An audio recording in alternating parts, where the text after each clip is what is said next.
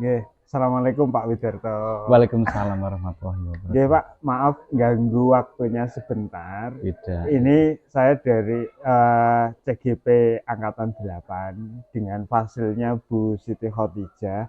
Ini kan ada tugas Pak Iya. untuk mewawancarai kepala sekolah. Iya. Mewawancarai kepala sekolah terkait dengan dilema etika, terus bujukan moral gitu. Iya. Kalau dilema etika itu kan secara garis besar itu baik lawan baik, baik dengan rasa kasihan, Iya. terus baik dengan aturan.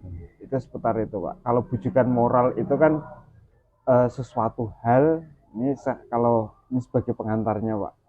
Kalau bujukan moral ini kaitannya dengan ini tidak biasa. ada, ini tidak ada, tapi harus diadakan karena penting gitu. Okay. Ini untuk pertanyaan pertama Pak, selama ini panjenengan dapat mengidentifikasi kasus-kasus yang berupa dilema etika dan bujukan moral Pak?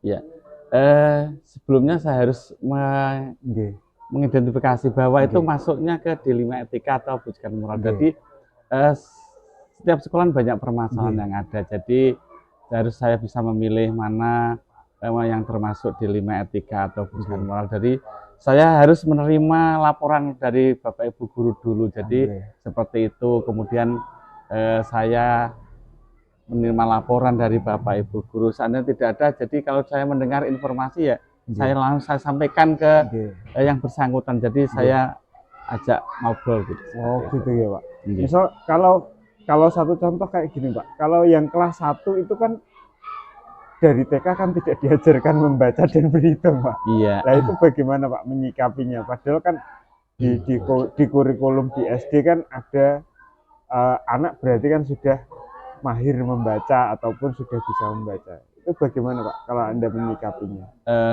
Kalau saya menyikapinya, ya sebenarnya kelas 1 itu kan sudah sudah bisa membaca, memahami.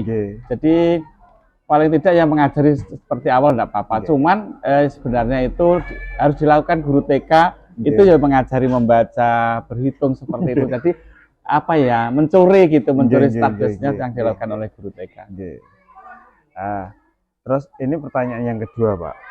Selama ini bagaimana Anda menjalankan pengambilan keputusan di sekolah, terutama untuk kasus-kasus di mana Anda ada dua kepentingan yang sama-sama benar atau sama-sama mengandung nilai kebajikan? Iya, saya harus bertindak mengambil keputusan yang benar karena satu sisi ini benar, satu sisi ini benar. Yang pasti di dalam mengambil keputusan saya itu harus mengutamakan beberapa pihak saling menguntungkan. Jadi saya tidak akan mengambil keputusan yang sekiranya bisa merugikan salah satu pihak seperti ini Pak. Terus ini untuk yang nomor 3 Pak, langkah-langkah prosedur seperti apa yang biasanya Anda lakukan selama ini untuk misalnya menghadapi permasalahan siswa dengan siswa. Mungkin ada yang kalau yang di anak-anak itu biasanya apa Pak? Kalau yang sering kali muncul permasalahannya ada permasalahannya gitu kepada anak itu mencontek gitu seperti itu. Kalau jahili temennya bully itu enggak ada gitu Pak? Ada juga seperti itu. Nah itu bentuk penanganannya gimana Pak?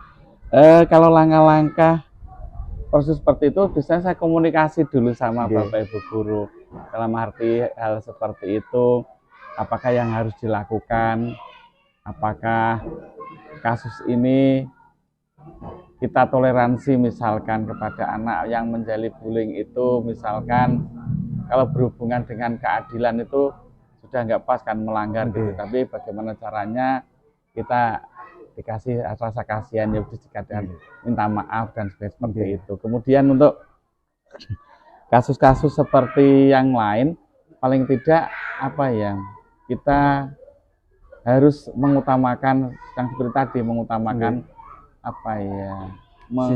sisi kebajikannya, kebajikannya terhadap semuanya warga gitu seperti itu.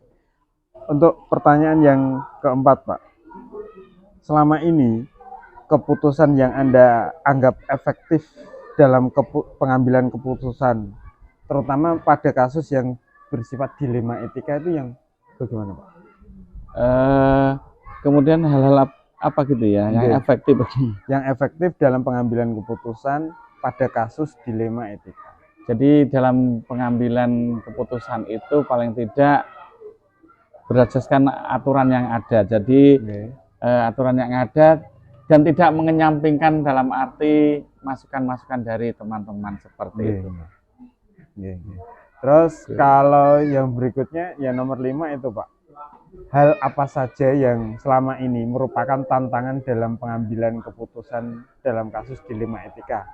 Misal kayak kalau pada saat PPDB misalnya, ada anak ngelencong daftar di sini, anak ngablak daftar di sini gitu.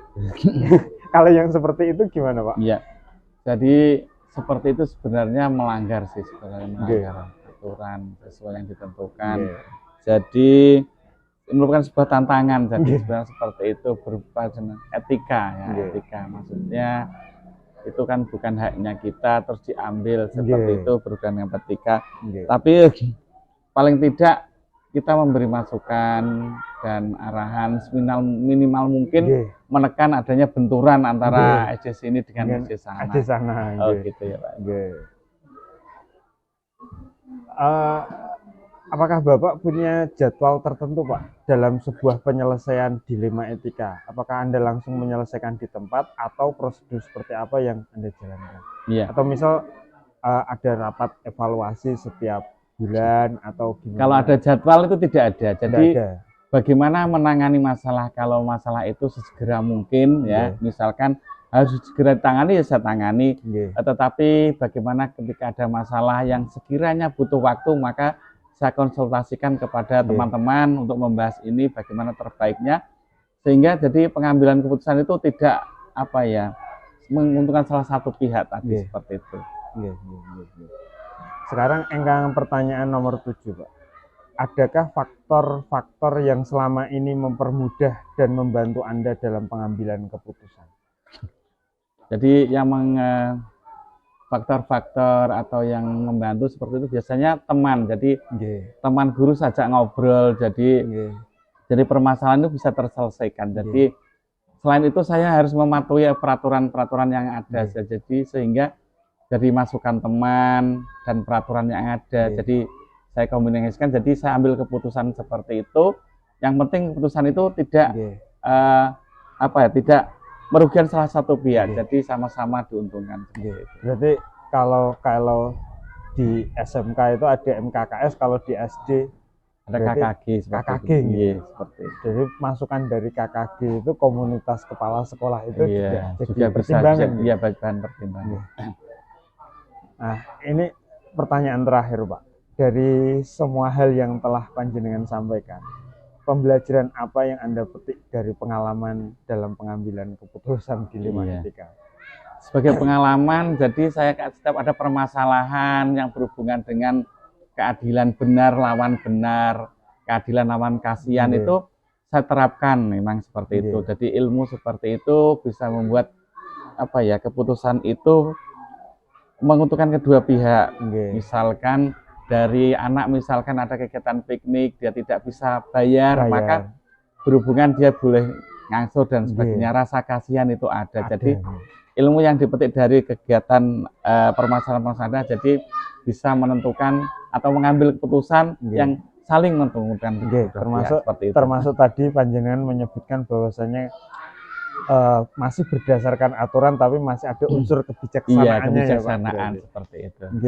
Terima kasih, Pak, atas waktunya.